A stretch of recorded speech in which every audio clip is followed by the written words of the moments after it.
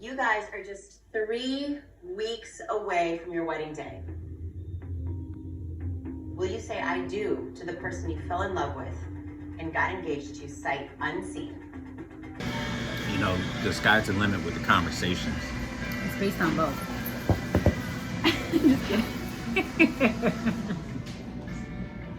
Should we jump to you? See what I'm talking about?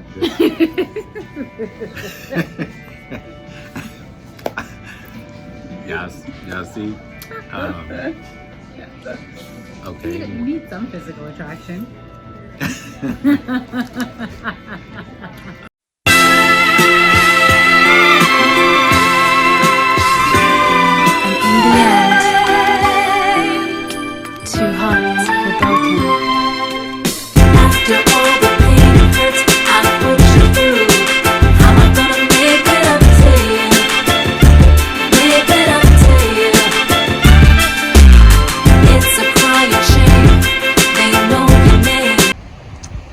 Coffee over truth. Internet. Grounded coffee shop.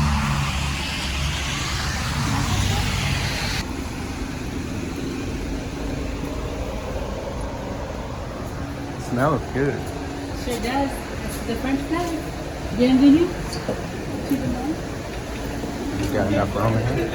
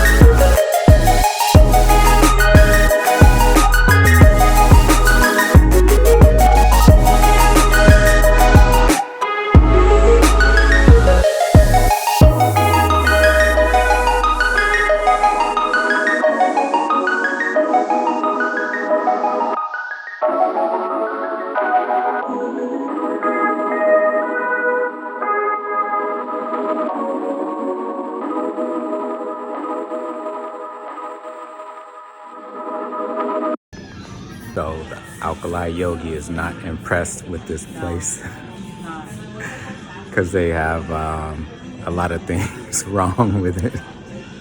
For one, all the syrups for the drinks are store-bought. They're not homemade. And I don't know if the pastries are. They have a kitchen, but she is not feeling this place at all.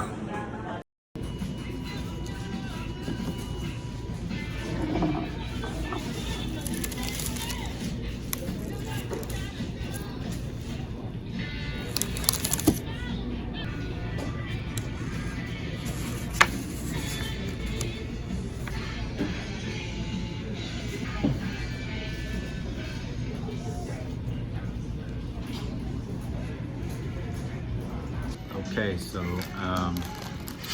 welcome to Truth Over Coffee. This is my coffee. This is my water. Today we're in Middle America. this is name of this coffee shop. She just hating because she angry because this coffee shop is what's the name of this coffee shop? Oh, Grounded Coffee. And they don't have, it's not a spectacular coffee shop. It's just a regular smegular. It's not a bougie coffee shop. It's not up to her standards. Let's say that it's not up to her standards. You see, if you want a woman like this is what you gotta do. Not deal with. This is what, be ready to expect the unexpected. Listen, So can I make my case though? sure. I'm a wellness person, right? I'm a holistic health practitioner. And on top of that, I owned a coffee shop in Brooklyn that made the New York Times list of best coffee shops in New York because it was the first original concept of everything is holistic, soy-free, loads of vegan and dairy-free options. The coffee was not only organic, our sweeteners were unrefined and unprocessed. Excuse me, so that means no Splenda, no equal, none of that cancer-causing ish, okay? So very curated coffee shop. So for me, it's really difficult when I'm in spaces that don't offer syrups that are made in-house or nut milks potentially that are made in-house. Not all the coffee shops that I go to make their own in-house nut milks, but several of them do. The one that we were at last time made even their own pumpkin puree for their pumpkin spice lattes for the fall season. So those are the kind of coffee shops that I'm able to procure a nice drink, order a nice drink, and then enjoy that beverage, and then that becomes filling enough for me. That way, if they don't have vegan pastries or gluten-free pastries or just food options, I'm fine. I can sustain myself off of the beverage. But when everything comes from a pump and is manufactured in massive quantities and is not quality and is all artificial flavoring,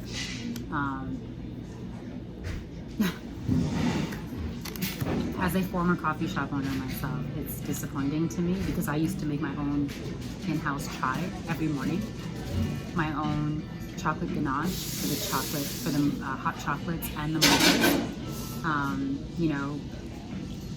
We took time. The vanilla syrup was made from scratch by me. So, that's all. I guess my expectation is if you're going to open a cafe, why not give it your best and give it your all, instead of, but it is what it is. So it's just, this is where we're at today, and that's okay. So, I swear we wasn't here to talk about the coffee shop, but I guess we're gonna have to start doing that. We should review the coffee shop. So, compared to where we were last week, it's really true, but it's a pretty clean place. It's a nice place. looking place, but and it's spacious. Spacious.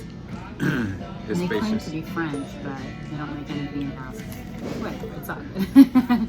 Ce n'est pas grave, like they say in France. Ce n'est pas grave. Us people who never been to France, we don't know no better. You're amazing. So once I do go there, I'll have a reference. No, you know great things already. I mean, I know coffee. I'm just saying. You already have been experienced here. so much in life. He traveled the world. No, even before me, he's already traveled the world. He already had a refined palate. I just came in and, you know, Refined it a little not more. refined it, just helped him enjoy the finer things in life. All right, so we just today we're going to discuss a TV show called Love is Blind. You could see it on Netflix.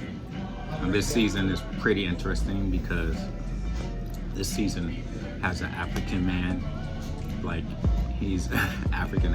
He's not like African, like he's not born in the States to African immigrants. He is born in Africa and here doing his thing, and he decided to pop on this show. And this show has each season has quite a few, well, a little bit of black people in there. So it always interests us when we see, you know, other black people in these shows, especially African people. And the show is it's a dating show / marriage show. So it's basically the couples. Well, the show starts off with 20 people on each side, so. 20 men, 20 women. Yeah. They never see each other. Right away, they're separated. They have a men's house and a women's house, and they are to date each other. So all 20 people are supposed to have dates with the other 20 people, and when they date, they walk to these pods. So it's all the men have their own pods, all the women have their own pods, and these pods connect. So the men on their side, they go in their pod, the women on their side go in their pod, and then that's how they speak to each other. So they never see who they're talking to. Right? Mm-hmm. So Because the whole premise is love blind. is it blind, right? And you fall in love with someone based on their attributes, their personality, their values and their morals, you know, to the best of your knowledge in terms of how they present themselves to you and tell you what their morals and values and future goals and plans are. Yeah, so like is love based on physical, or is it based on getting to know somebody's personality, but through conversations? All right, where were we? Yeah, so NT Wave. Are you blushing? You can't see me because of my skin color. I can Yes, see. I am. You even feel warm. I'm the darkest brother in here. I'm the only brother in here, okay? So I'm the darkest person. No, so they meet in pods and they have conversations over a 2-week period? I think 10 days. Almost 2 weeks. So 10 days. And so when they're talking to each other, you know, whoever vibes. And then if two people, well, if the man wants to take it to the next level and see this person, then he has to propose. So it's like, if you want to see her, you got to propose, basically. So you know They how. profess they love to each other before that even happens. Well, that's what I'm saying. If they feeling each other and they want to see her, then they know they have to propose. So they really have to like really feel that there's a deep connection other than physical, right? Because you can, you know, people do. It's just like dating. Like back when I was, an older teenager, in my teenage years, we had this thing. It was kind of like a blind dating. It was like a service in the newspaper, and you can meet people through this column. And then I can't remember how it worked out, but I just remember you go in a column, and then there's people who want to meet, the opposite sex, and then I think you write the paper, and then they set you up. So you write the paper, you get the person's info, and if they're okay with it, they let the paper release it. And then you get their number, and then this is before smartphones, this is before video technology, where you actually had to talk to people, you had to set up a time, you had to go meet them at that time, you had to set up a place and time and go meet them. So, sight unseen, you're talking to this person on the phone, you probably develop some chemistry, you probably, develop some kind of, a mental connection to this person. And, then when you see them, you hoping that, because when you talk to somebody, you have a picture in your mind for some reason. You're picturing what this person looks like, and you're hoping that it matches up with reality. And sorry, so the profile in the paper, sorry to interrupt you, the There's profile no in the picture, there's no picture, but it just gives you some stats or details about it. yeah, it'd be like name, age, Occupation. well, yeah, for lack of a better word, I was doing this at teenager, so I ain't had no occupation. Well, other than, fast food department, retail, whatever. But anyway, you got the name, they give you their dimensions or height and weight. And then if you just roll the dice. So yeah, I ended up meeting one person this way. And she happened to live like about an hour drive away. So needless to say, it was a total disaster, but we stayed friends. So all that to say is, this is unique. It's not really unique, but it's a play off of that. So anyway, if two people have a connection, the man has to go for it. And so he has to propose. He has a ring and everything. So they propose through the pods, and then the next day they meet. So when they meet, they're all in a tuxedo or a suit or whatever. She's in her dress or whatever. They're behind a wall, a door. And then when the door lifts up, they see each other and then they run. Normally, this happens every episode when they meet, every season. And the door lifts, and they see each other, they act like they're so happy to finally see each other. And, they're acting like, oh yeah, I'm so in love with you. Because they even say they love each other in the pods before even seeing the person. That's kind of weird.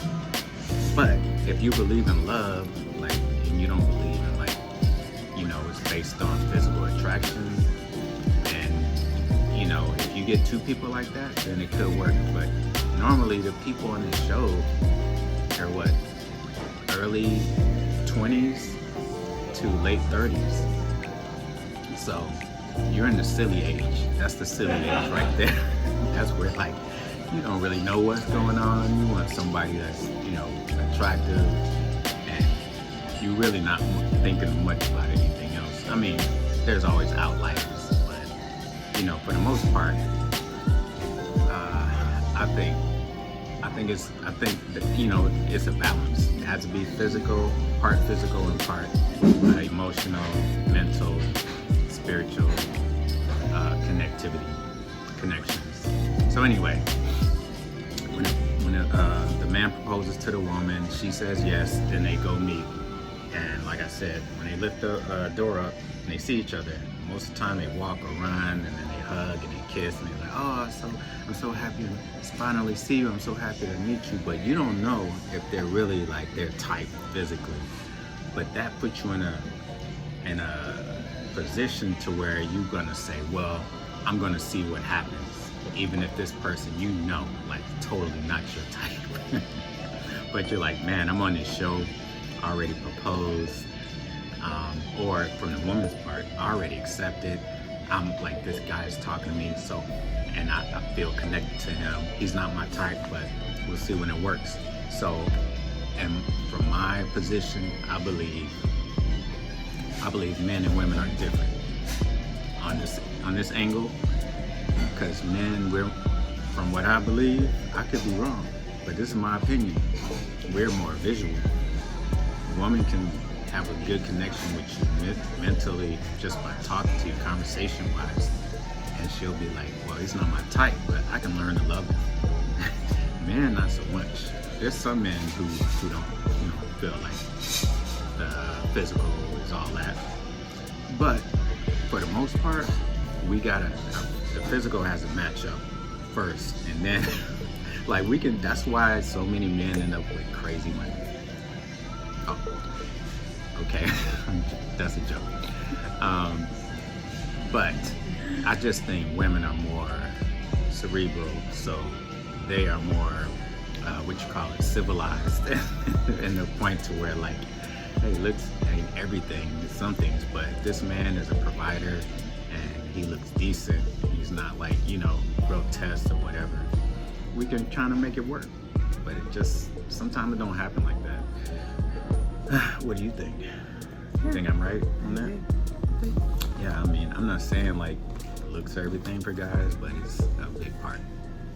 I mean, it's the same way for women. If a woman doesn't like, some overweight guy, she prefers skinny, or she prefers overweight to skinny. She don't like skinny because she, don't feel like the skinny guy can do anything, protect her or whatever. Anyway, if he makes enough money, or if he's a nice enough person, that could work out. So, Question. If men end up with crazy women because they're susceptible to falling for good looks, how do you explain all the women that end up with crazy guys? That's true. That's why I said there's always a gray area with all these athletes, because I know a lot of women too. They, for the most part, I think women, yeah, if they want a good-looking guy, but that's normal. I think women are like that when they're younger. At a certain age, they get past this checklist, but there's a lot of women. Yeah, there's a lot of women who still have a checklist, and men too. But yeah, a woman can easily end up with a crazy guy, because how do you explain all these these women who Prison days. do the prison bays, talk to this guy online, he's in prison, they go see him, they get married, knowing he's a nut job. But they end up with him. Because he's working out every day, he's looking good, he's stacked and whatever. But yeah, so it's both ways. But I just think I think men more so than women. So they're both like this. But I just think the men have more of a physical need. The physical has to match up on a basis. But everybody has their time. When they get older, they might let a lot of things go. And also, I mean, for men, all we got to do is be confident. If you got a confident man who's not that attractive, but he's really confident, he can, I think he can pull a really attractive woman who she might not even be his type. There's how it goes. It runs the gamut. So, what we want to explain, what we want to discuss today is the case of this one couple. So there's a very attractive black woman who is, she seems to be of mixed racial background, probably black and white, most likely, as she explains it. So, and then this Nigerian man, he wasn't born in the States, but he's been here long enough. Your fellow Paisan, Nigerian. Big up Niger, and he's Yoruba. Yes, he's a Yoruba man. So anyway, they met through the pods. So he proposed to her, she said yes. And then they finally meet. When they met, did you think that did you feel like he was her type? No. Okay. she's very attractive. She is like one of those Instagram girls or, you know, online girls. But she's very athletic, pretty, long hair, got all the accoutrements, all the stuff, all the bells and whistles. Yeah. The Yoruba man, he's, you know, man. He's you know, nice looking guy, very smart. He's on the track for success. He's like an engineer or something, going to school for engineering. Masters. So At Berkeley. yeah. So I don't feel like she's a sapiosexual.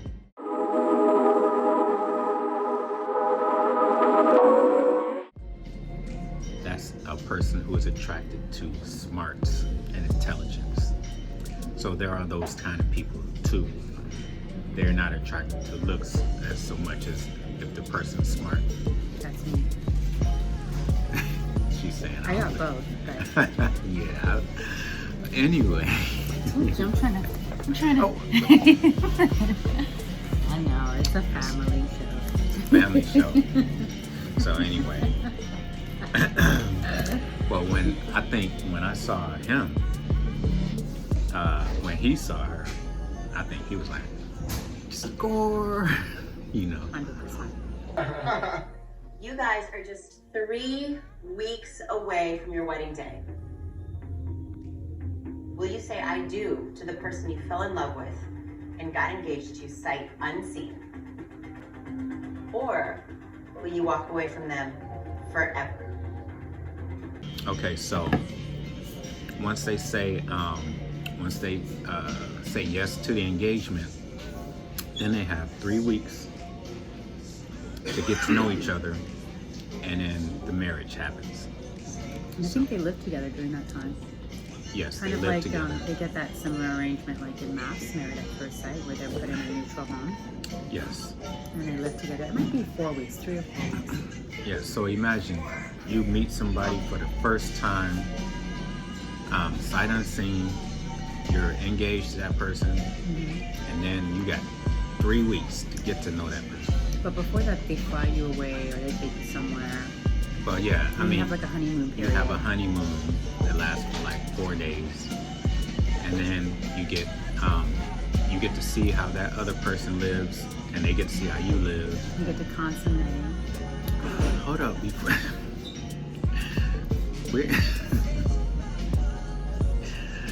Some of them that's get down during to the it. that's during the honeymoon. But most yeah, on each season it depends. Like for the most part, we think maybe they narrow it down to like 4 couples, right, or 5 couples. Out of those 40 people, they narrow it down to 20. Wait a minute, 2 times 10 people out of 40. And so once they go on their honeymoon, sometimes they consummate it and sometimes they don't. What we've noticed through watching these reality shows throughout the season, Love is Blind, I would say maybe 2/5 out of the couples consummated on average. So 2 couples out of 5 consummate the marriage. I'm not keeping track. I feel like these guys get to it quicker than the people on Maps. Well, Because they feel like they know each other because they spent the 10 days. I feel like they move a little bit quicker than the people on Maps. who well, are, like, perfect let's strangers. narrow it to Love is Blind. I mean, you can guess. What do you think from watching as many shows as you watch? Well, like for instance, with this particular season, we don't know if Raven and SK did consummate, but we know that the Latino girl and the black guy did, right? We know that Zana and her guy did, right? We know who else is there? Colleen and her dude, the ballerina. But not this season specifically. I mean, just guess in your mind. What do you feel? Yeah, that's what I said. I said that I feel like they consummate quicker, they get down to it quicker because they feel like they know each other. They Yeah, spend but I time mean, together. how many out of I'm gonna say 80% of them consummate on the honeymoon. Ooh, That's more than not. I was thinking. That's my based I'm on the thinking- seasons that I've seen. To me, I'm thinking like 10 to 20. But, you know, after all, these are young people. Oh, you know what? I think you're right.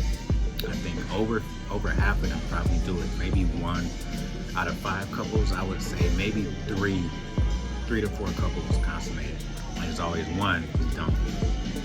Or what I've been seeing is, what I've been noticing, it seems like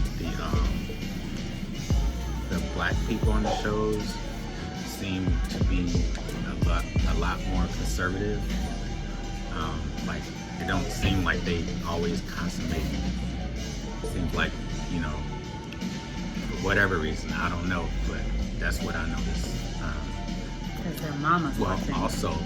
also there is normally not that many black couples that make it to the marriage part anyway, and there's just less black couples than everybody else, so that could also play a part. So anyway, back to SK and Raven. SK is the guy. Oh, we forgot. SK is the man, and Raven is the woman.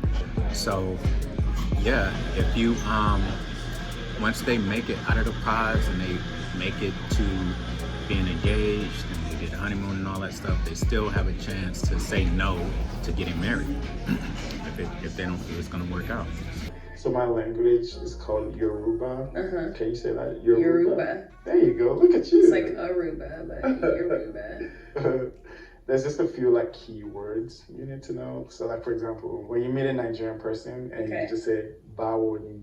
Bawoni. Yeah, that's like hello. Like baloney. Bawoni. So this is a issue that I noticed that comes up when there's two people of different cultures, I want to say, depending on the person's ability to want to or be interested in the other person's culture, or to want to assimilate, or just want to generally curious about the person's culture. Like, not everybody is adaptable to a different culture.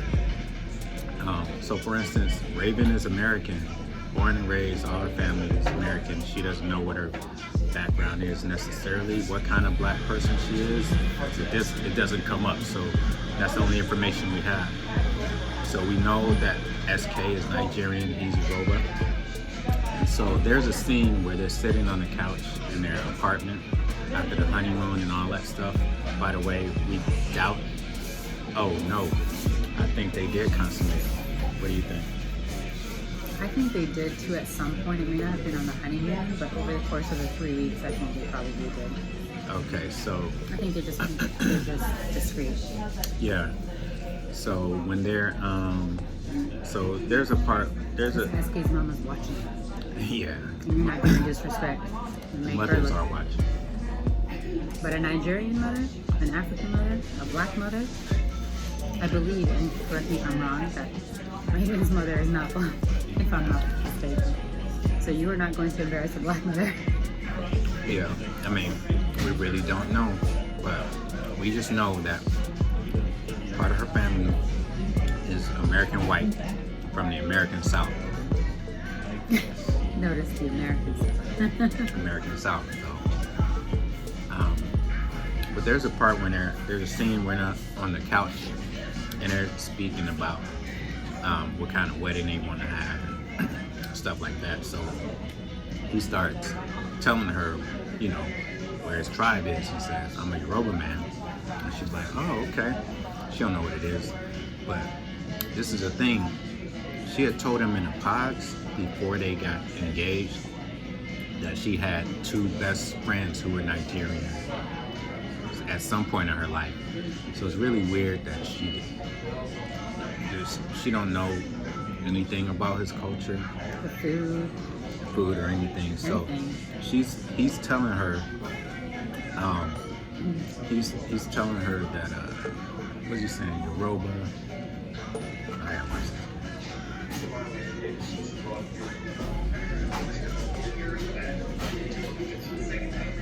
Okay. So he says, my language is called Yoruba. And he says, can you say that? And she says, Yoruba. Yeah, it's like Aruba. So I know she wanted to be funny, but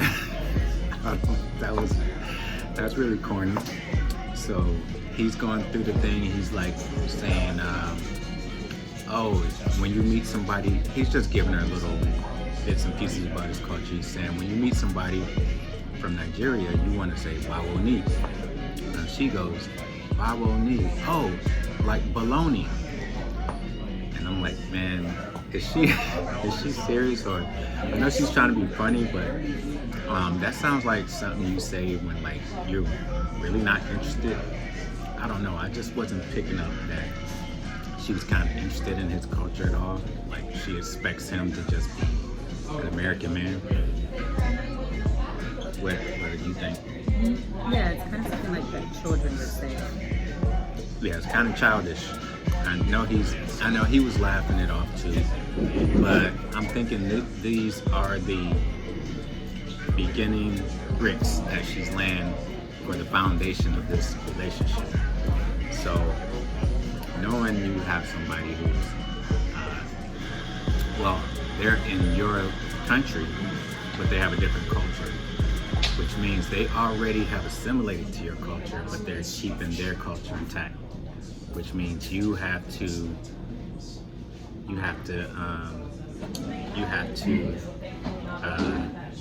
reciprocate. Yeah, you have to reciprocate that by at least learning their culture. Like there's no more American stuff that he really should need to go through and learn. Now it's her turn. If you care, you want to act serious about it. That's all I'm saying. Yeah. And we get it, like for the sake of phonetics and memory, you might associate Yoruba with Aruba. Or what was the other one? What was the greeting? Bawo ni. Bawo ni with baloney, but maybe you don't say it out loud. Yeah, maybe you keep that inside voice. Because it's almost like plus when you say belittling baloney, a little bit. yeah, when somebody says something that you don't believe or you don't like, you say, oh, that's baloney. So that's why I'm like, why would she say that? Like, if you say baloney, that means like malarkey, or it means BS, you know? It's the same, it's just a cleaner way of saying bullshit, or, you know, malarkey, baloney, whatever. Like, back me up. Don't make me feel like I'm messing it up for y'all. We're just having fundamental differences on family and the importance of family in your marital relationship. Because to me, I'm like, I'm marrying you. I'm not marrying your mom or your brother or XYZ. You know what I'm saying? But to you, it's like they are so a part of your identity that, like, it's kind of similar to like the name thing. How I said, like, I would still be my person without my same name. And you were like, I couldn't be me without this specific name.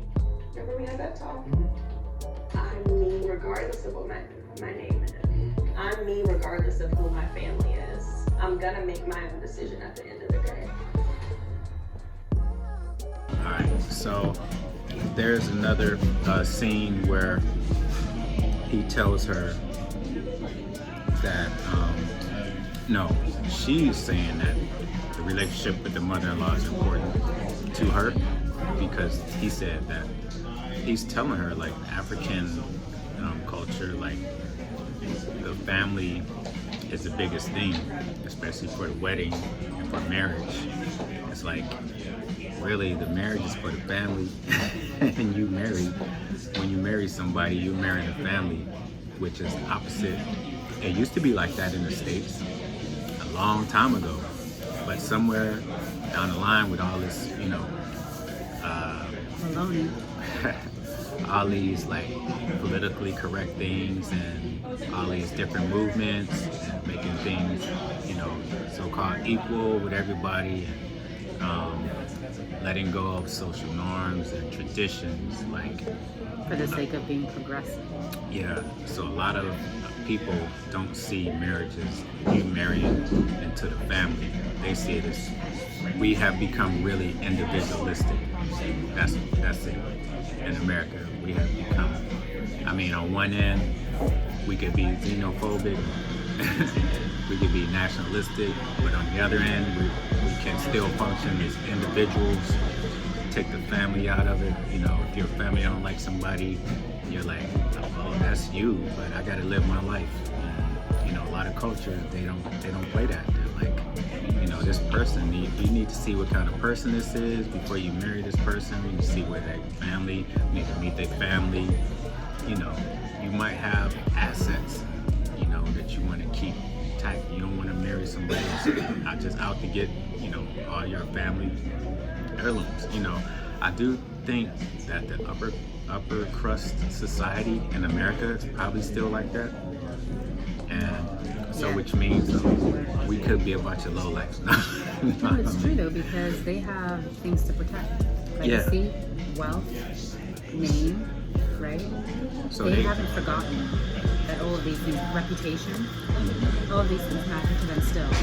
So yeah, if you're from a family that has a lot of means, you're most likely they're going to set you up with somebody, or somebody's child, or somebody's kid, or somebody's relative that they know. Yeah. And you got to be vetted. Oh, for sure. You think a Rothschild or a Rockefeller is just going to marry some random person off the street? Right. So Doesn't happen. Anyone that has a little bit of wealth in this country, a little bit of reputation, success, anything to protect. notoriety. Yeah. Or even if they're not. Family legacy. Legacy. Those people are still vetting the spouses of their children to ensure that all of that gets preserved. So there's something to be said, people. Look to what the wealthy are doing. They're not just picking any random person. Okay, so the next thing I want to talk about is when SK's mother and his brother come to SK and Raven's apartment, and SK's mother is cooking, and she cooks some burrito, and they have some fufu, and so this is your time to shine. Mother-in-law relationship is important, and his mom means a lot to him, so I want her to like me. I'm so nervous. Your party though? Now get into it. Does it smell good? Yeah, it smells good. It is smelling good. Shall we start moving this over? Wow. Alright, grab a round piece like this, and you grab some spinach. And Perfect. So do you just swallow it? You don't chew your food? not this one. You can chew it, you can swallow it. Can I use a fork or not? You can use it, folks. Okay.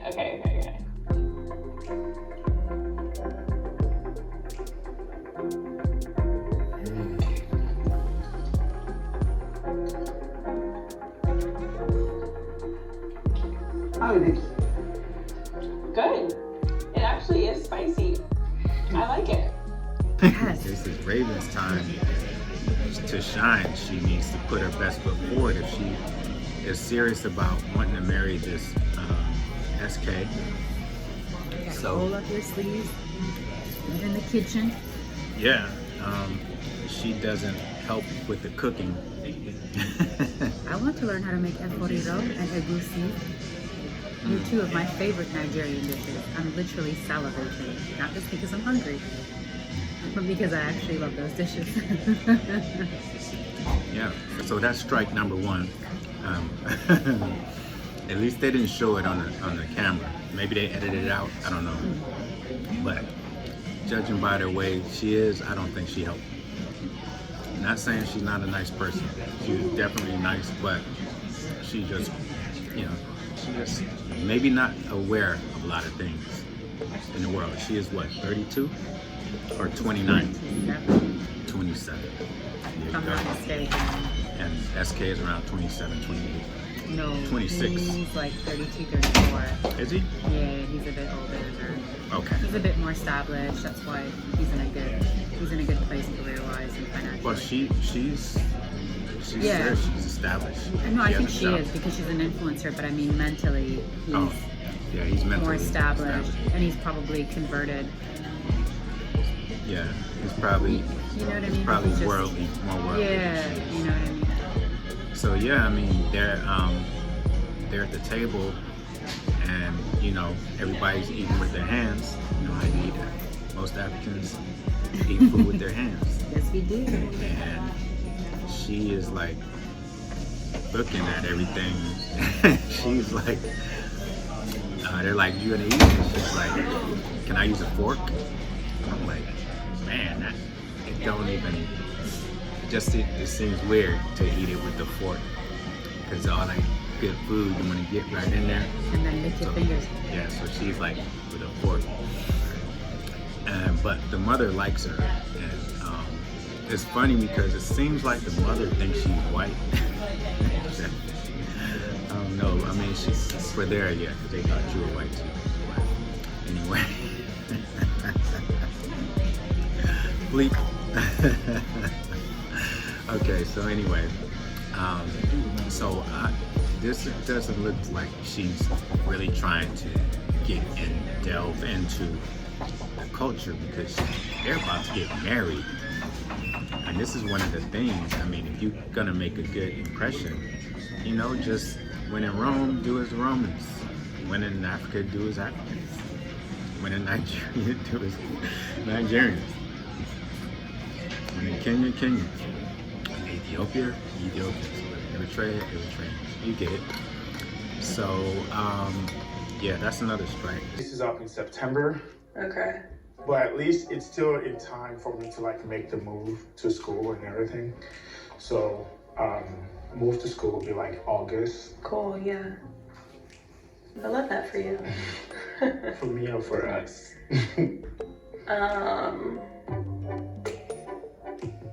Yeah, well, I think that I would probably keep my own house, my own apartment. I like the convenience living next to the mall. Plus, it's close to work for you. It's very close to my job. Okay. So that's what makes it easy for me. Okay. I don't like commuting too much, so there's no reason for you to keep this apartment. So you keep your place, Yeah. and we just kind of shuttle back and forth. One of the things I'm grateful for is I did get a full ride scholarship for school, so there won't be any student debt. Mm-hmm. But I'll definitely have to reduce my expenses and live like a student. I'll say, like, I am so proud of you for all your school and stuff, but like, for my life, like, I definitely don't want my quality of living to suffer. Okay, so there's another scene the next day or the day after. They're having a conversation about roles, like gender roles in the house. Because SK is getting his graduate's degree, so he's going to graduate school. The show and the city that they're in right now is Dallas, Texas. So SK is gonna,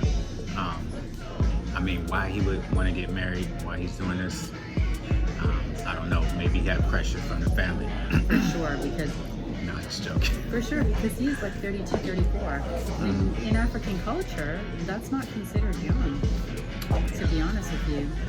Yeah. So for whatever reason, he's getting married, but he explained to her way back, even before they were engaged, that he's going to go to graduate school in Berkeley. He's smart. He's going to Berkeley. So that's another reason I think she was like, oh, this is a winner. Yeah. On a full scholarship. Full scholarship. And he has enough funds to be able to sustain himself for the next 2 years because he's been in the workforce and saving. He's made some good moves.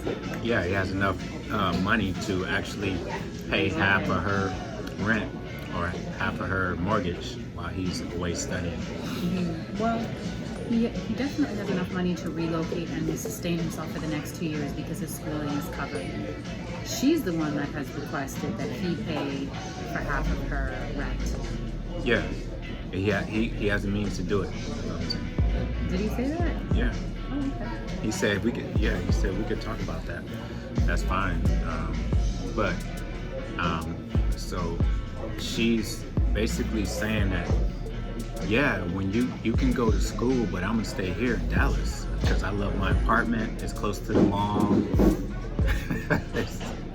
All my stuff is here. Young things. I love my apartment. Blah blah Young blah. things. So he's like, kind of like his antennas are starting to go up now.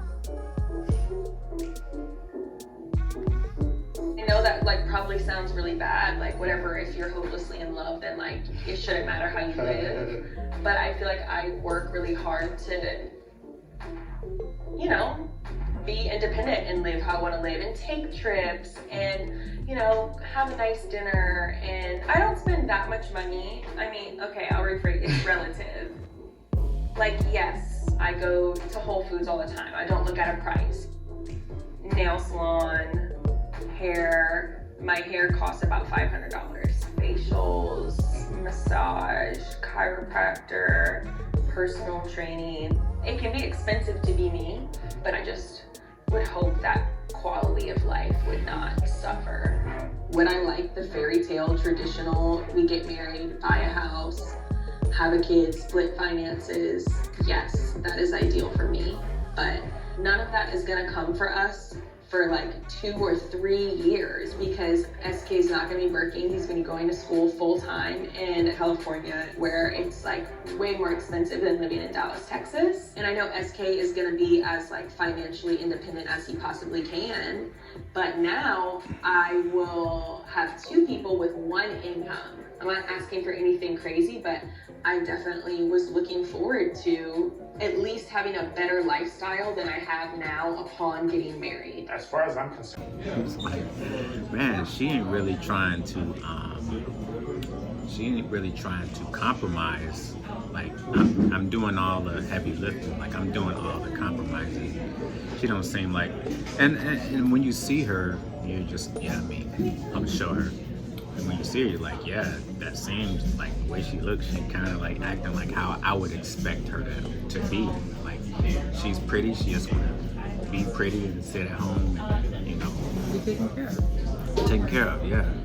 She's like, I understand her job is there and everything, but she's in a job where you can work anywhere, basically. I think, and then she's going to a bigger market. So if she goes to Berkeley, that's the Bay Area. Everybody, she teaches Pilates and yoga. I mean, that is a place you want to be. You can make money there. Cost of living is high, but you make up for it. Money Exponentially higher though. Yeah. But you do it. It's a short-term sacrifice. I mean, but she's gonna be living with him. He has enough to sustain both of them there. Right. He's not paying for college. He's on the full ride, and he said he still has enough money to make it, you know, to have a nice life on his own. And if she joins him as his wife, I mean, you know, he's gonna do what he has to do. Let's not forget, he's African. So they have that conversation. His antennas start going up because she doesn't seem like she's, you know, wanting to do anything really on his behalf. Just it's all about her. Even the fact that they were talking about the wedding, and she told him that her family isn't coming to the wedding. Don't think that dress shopping is as big of a deal as it is. yeah, maybe I don't. Yeah, I can tell that you don't. I'm like, you know, that's a really big deal. Yeah. You know, I'm in the wedding too, right? Oh. How was it fabric shopping with my mom?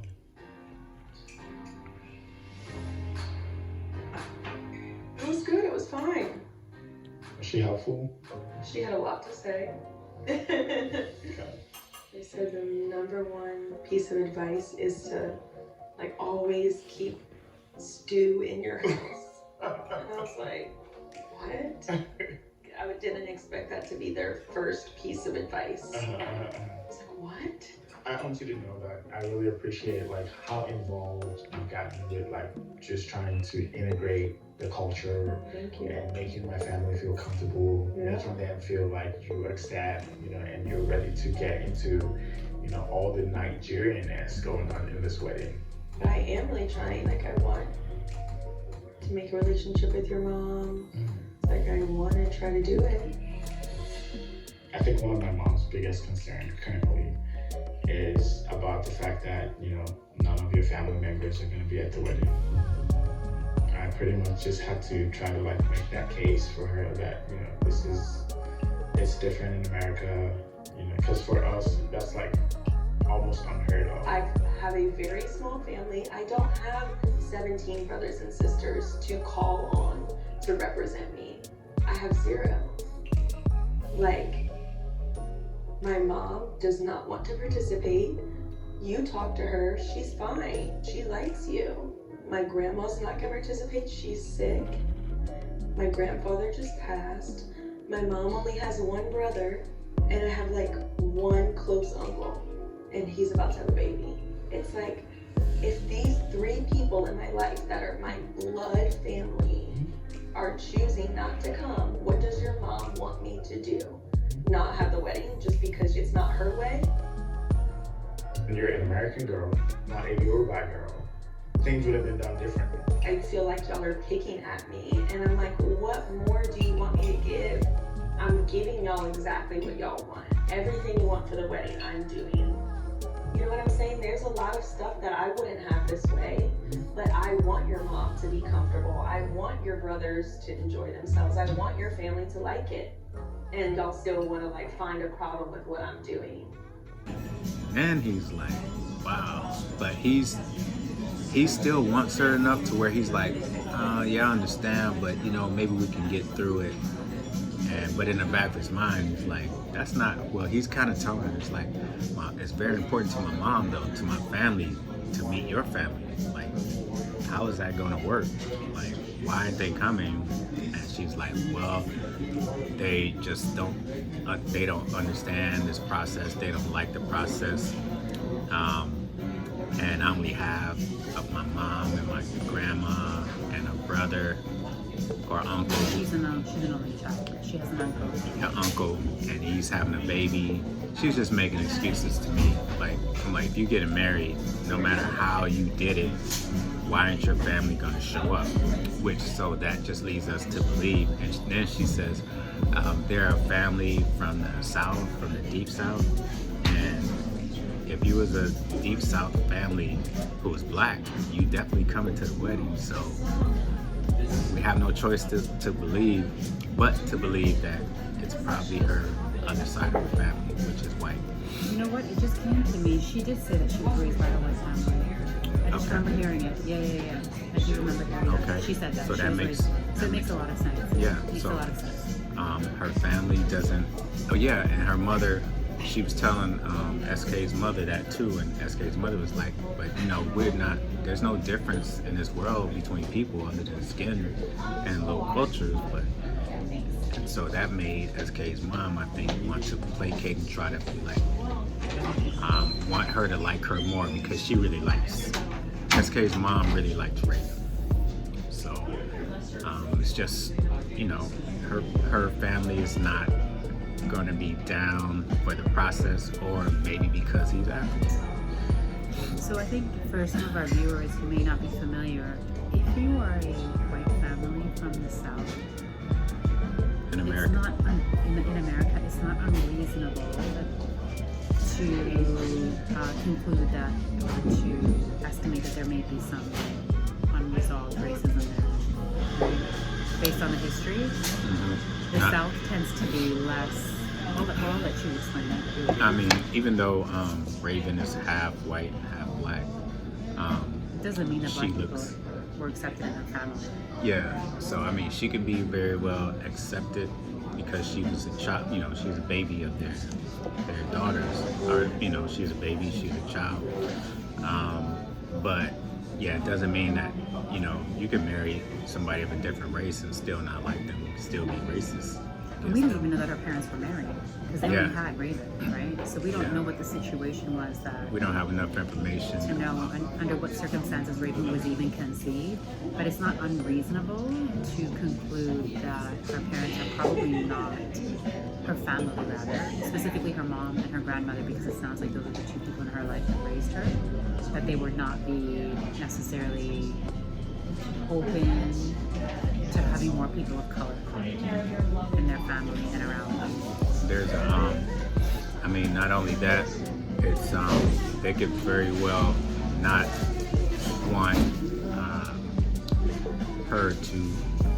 Okay, maybe they can accept her marrying a black person, black American, but it may be too much for them to have her marry an actual African, a black African, because the cult, at least with the black American cultures, are pretty much, you know, it's easy, it's easier. They might not accept them, but at least, hey, he's American, but they may not, you know, want her to get any more blacker than she is, for lack of a better term. I mean, Yeah, because that, she can pass for, she may be able to pass for white in some circles. When I see her, I thought she was black. I knew she was at least something around black, but and family's case, I mean, they may want her to marry a white person, you know? So yeah, I have many friends who are mixed race, black and white, and the white side doesn't accept the black side. yeah, So they accept the child, but they don't want anything to do with the blackness and the culture. So just because there's a mixed race child in the family doesn't mean that there's acceptance of black across people. the board, Of black people. yeah. They're just choosing to make a decision to tolerate a child, to maybe even love the child to the best of their ability, but that doesn't mean that they've foregone their beliefs and values and prejudices about black people. Yeah. And I've seen that with my friends up close, so. Yeah, so it's a very layered thing with their relationship. So Raven is she's definitely seems like she's ready to step out of that, to like do her own thing, be her own person. But on the other end, not having your family when you're marrying an African, not having your family there, not being represented, and them not meeting them or not wanting to meet them, that's a pretty big red flag. You know, I think even if he wasn't African, like even if he was American, I would be I would be kind of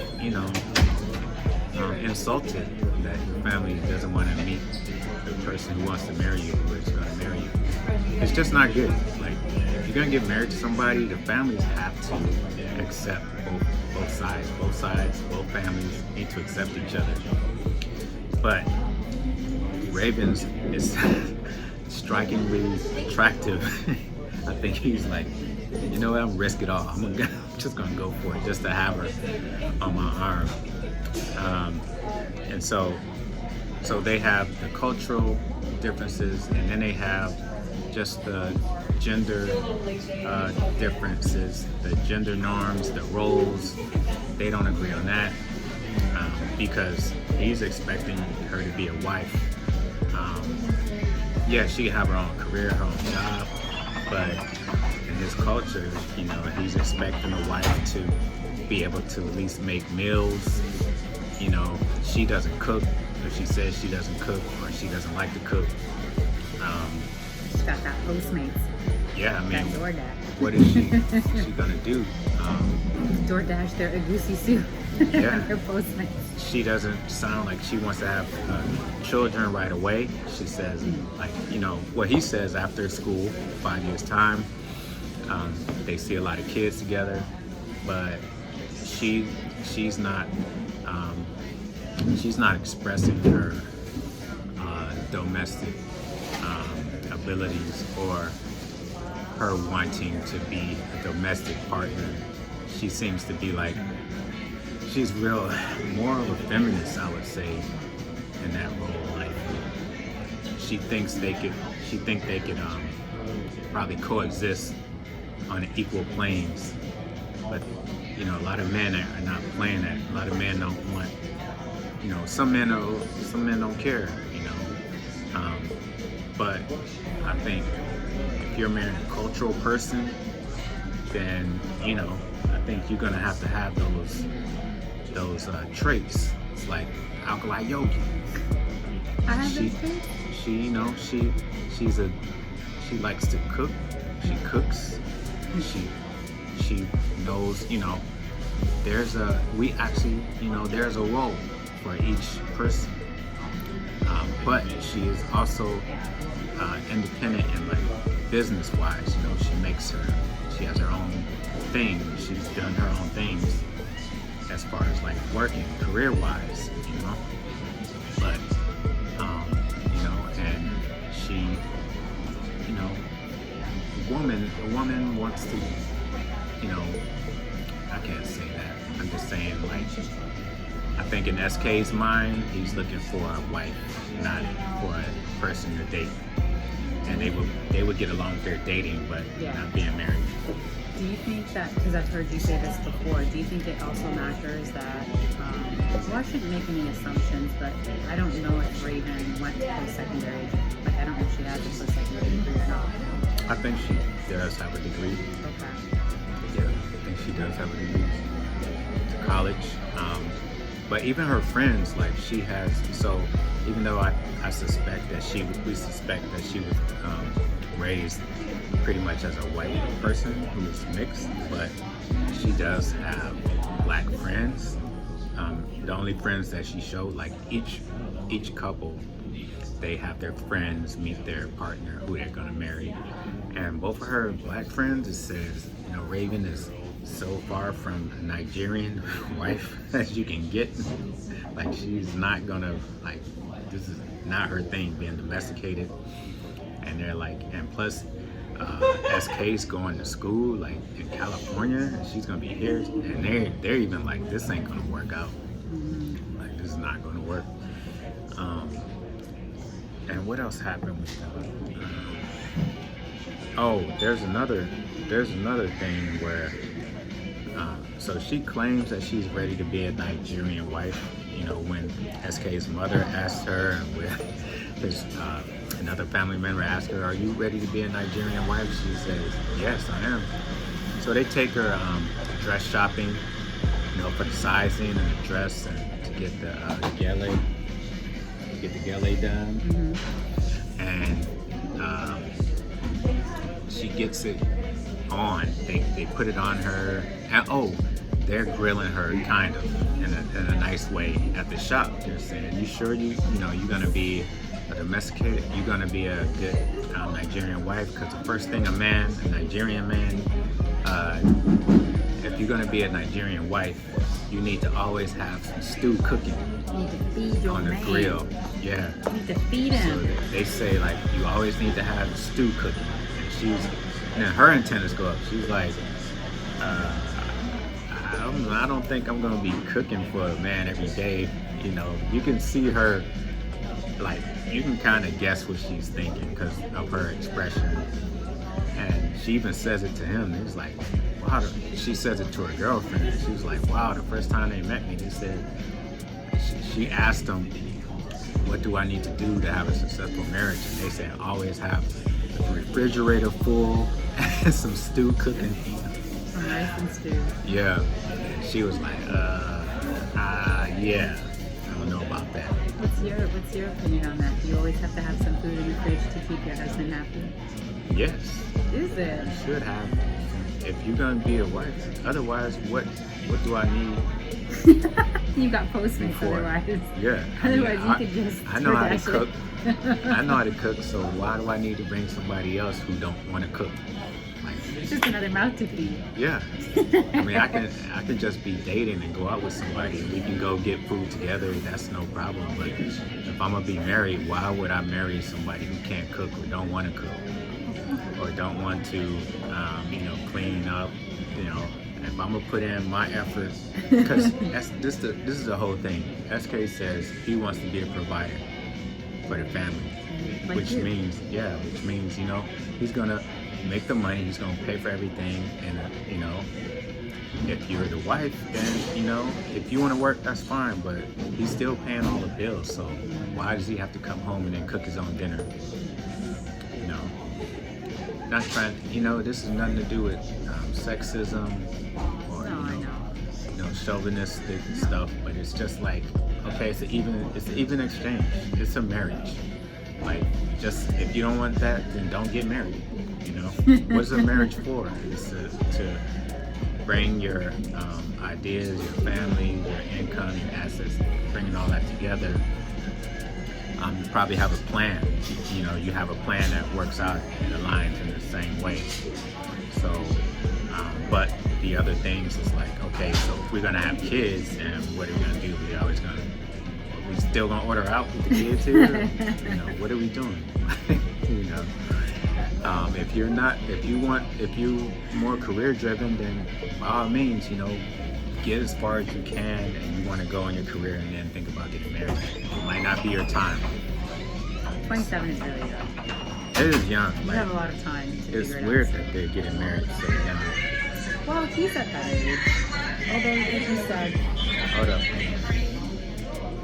like you said, maybe 2 years in school, maybe he should have waited, but I'm sure he's feeling the pressure from his mom because he's over 30 to produce those grandkids Yeah. that she's waiting for. I think that's what it's about. Yeah, because even though SK has his stuff together, it's debatable whether you should be getting married when you go into your master's program. Mm-hmm. Yeah. I'm not saying it can't work, but it's just you have to have a partner who's happy to compromise, basically, right? Yeah. For those next 2 years, and at least be close to you, be near you. Like, it doesn't make sense to get married and then a few weeks later, you guys, you know, are in different states for the next 24 months. That doesn't make any sense. And another thing about Raven and how she is well, how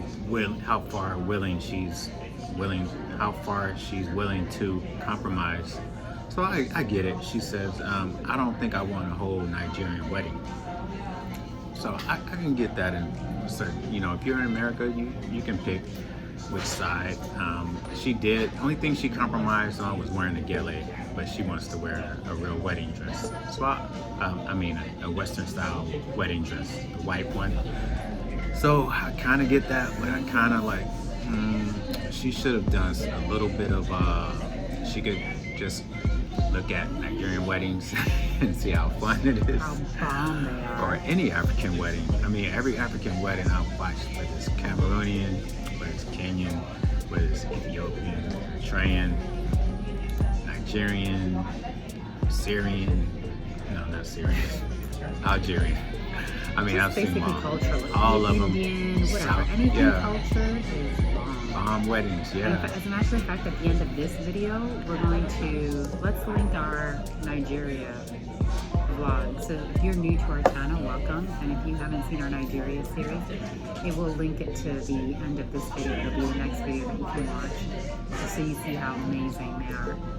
She could have done the white Western style dress for the reception, the ceremony, and then for the reception, done like the full Nigerian traditional outfit. Well, She could have split it up. for the sake of for the TV show, they had one wedding. So I think they could have the American style wedding or the Nigerian style dress, and then do another wedding. You know, they can do one American one and one Nigerian, one Western, one cultural one. But you know, that's why I'm like, I don't know how much of this is actually like being thought out, on how much of it is a show or how much of it is the actual couple. So I think like he starts seeing stuff, and he starts seeing stuff about this whole thing, you know, marrying her, and he's having second thoughts, that I believe. So actually, So let's skip past the other red flags that we saw with this couple. You know, like, I'm okay with, you know, I'm good to take care of, like, you know, whatever we decide to split as far as bills. I'm also fine taking care of everything I need to take care of with school. I want to do this as, you know, like, effortlessly as possible for you. If we're getting married, like, I think that even if you're not living in Dallas, we should both be paying the rent of where I'm living. I think that is fair. I think the biggest thing I'm nervous about is just Raven not being so compromising when it comes to certain things. Early on in the pod, I was very upfront about, you know, hey, I'm gonna be going to school. Things might not be, you know, all rosy and dandy. I do have some financial cushion to fall back on, but you cannot expect me to be able to, you know, provide or support in every way that I would be able to after, you know, graduating. I know I asked someone else to live their dreams to join your dreams. It really is a big ask. However, I'm ready to do everything it takes to make her feel comfortable. But at the same time, if I need her to compromise on certain things, I feel like it's only fair. Because it seemed like she was starting to really get into him, and he's starting to kind of like get turned off a little bit. And it's not even the looks. See, at that point, it's not the looks anymore. It's like the kind of person you are. And we look for reciprocity. You know, if I'm generous, you can be generous by doing stuff for me, and I can be generous by giving you stuff. You know, it works. It's an exchange, right, of everything. That's how life is. So This one is very generous with me, by the way. and you're very generous with your time and what you do. And I know if you got the means and I don't, you're gonna, you know, be generous with me. So, and he's not feeling that from her. You know, he's not feeling like she'll be the kind of person that would be, you know, if he's a student, say he didn't have the funds to make it on his own, being a student, he doesn't feel like being with her, that she would like provide those things with the forethought or with the foresight to see his potential. Like, Right. okay, yeah, after he gets done, he's gonna, you know, pull it all together. Right. He'll make up for it. Yeah. No, because she actually did say at one point, I don't want my lifestyle to change. She already made it clear that she wasn't going to be generous to the point where it would affect her quality of life, her getting her hair done for $500 a month, her getting yeah. all of her treatments. She was running down a list of things. She's like, Yeah. it's really expensive to be me. What is it that you're doing to your hair that costs $500, first of all? Yeah, because her hair is natural for the most part. Right, all you're doing is getting it color blonde, which is what I do from time to time, and I don't pay that. Not a fraction. I pay a fraction of that, literally. And I'm bougie, ask him. Yeah. So, I'm bougie, and I don't come anywhere near that. So, so yeah, as a wife, for her to say I'm not prepared to compromise my quality of life and my standard of living for 2 years, when at the end of that 2 years, there's definitively a pot of gold because this is your husband, you're already married, and he's going to turn around, procure a better, higher paying job than he already has as an engineer. You're going to get the benefit of that. and that's why she's so young, because she can't see in front of her. Right, he's going to be able to put your kids in private school Yeah. because of the sacrifices he's making now. But She you're can not only willing. see what's happening now. She can't see down the road. And for some reason. That's the downside to youth, right? Is that you're not able to like think about sort of that medium and long term, because what SK is doing is to ensure that he can, as a Nigerian man, take care of his wife and children and give them the best.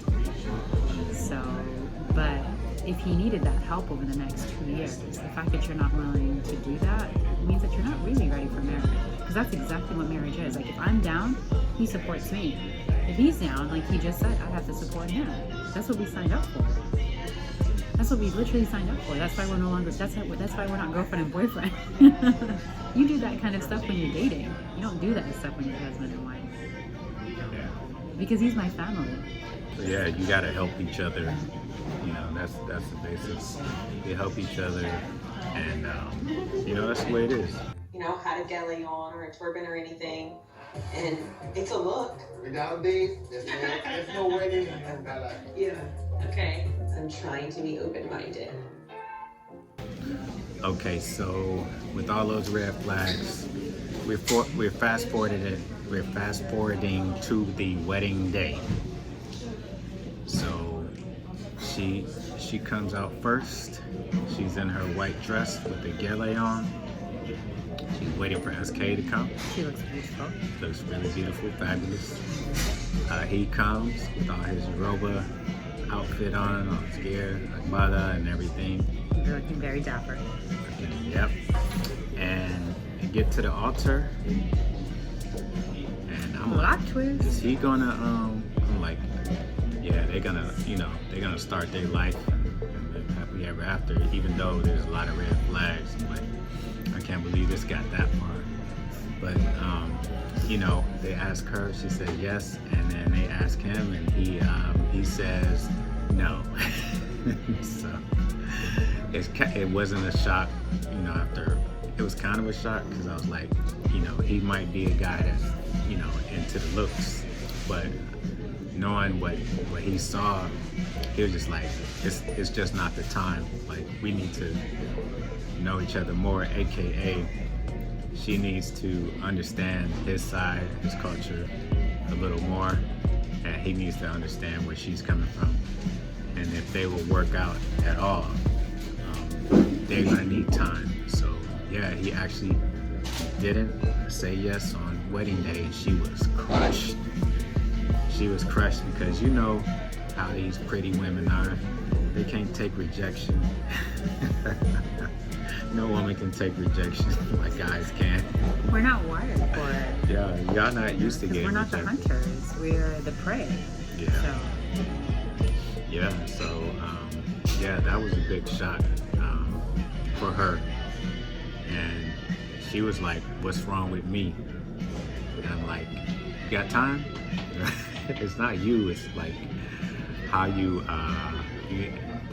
certain things you need to change your mentality about.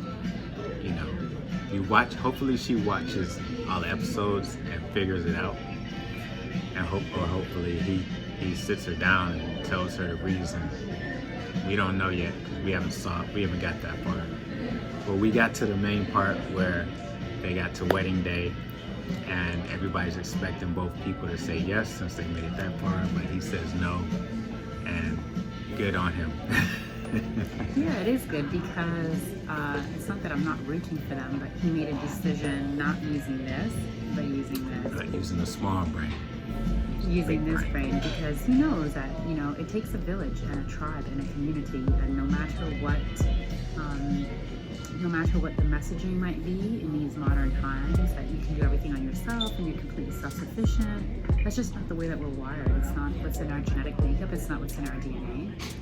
We need family, we need community, and especially when the children are around, we need the village to pitch in. So if her side of the family is already not on board, then what kind of support can they expect to have when the children are around? And so SK is thinking again about the medium and long term, right? He's moving past the fact that, wow, she's really pretty and she's great to have on my arm and yada yada yada. We might have great chemistry. They might even be having mind-blowing sex. But yeah, so beyond that, because all that stuff can and probably will fade over time, and then you have to have something else that's going to hold and bind, your relationship, your marriage. Because also as a couple, you're going to go through ups and downs. You want family members on both sides to be cheering for you so that they can support you when those tough times arise, and they can remind you why you guys were together to begin with and why you should work it out. You know what I mean? If you don't have people rooting for you and your relationship, and you're just counting on the two of you to get through it, it's going to be really tough. It's going to be really, really tough, I have been personally in relationships where, the parents weren't supportive, and that's tough. I've personally been in a situation where the parents weren't on board, and really, really tough on the relationship. Right? On which side? My side, actually. So it caused a great strain in the relationships between me and my family members. And then there was no support for me and my boyfriend at the time. And I don't wish that for anyone, that kind of strife and division.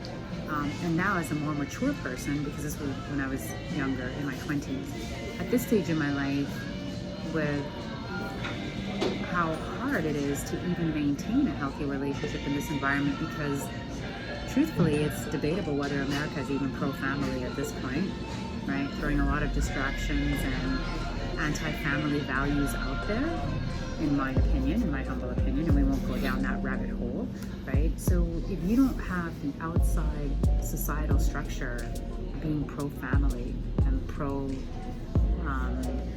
that kind of an environment, but more pro promiscuity and pro, all the rest of that, then where are you going to get your support from? That's just, sort of my view on it. It's a time where it seems that the fabric of family and then village and then community, at least in the West, is kind of diminishing at a fairly rapid rate, I would say. And instead it's like, just be out there enjoying yourself. You can pick up partners, the same, but you can pick your food through an app. And when you're done with your meal, you can be done with that person as well. Yeah, how do you build anything with that? Here, I don't know any other countries, but they're changing definitions of family, definitions of mothers Gender. and fathers. Yeah, so it's like really, really strange, but it's not the whole entire population. No, it's not. The media makes it seem like that, but it's still like most people still like, I think, have family values, but it's just not promoted. So the younger people growing up now, they're not going to have, I don't think a lot are not going to have that structure.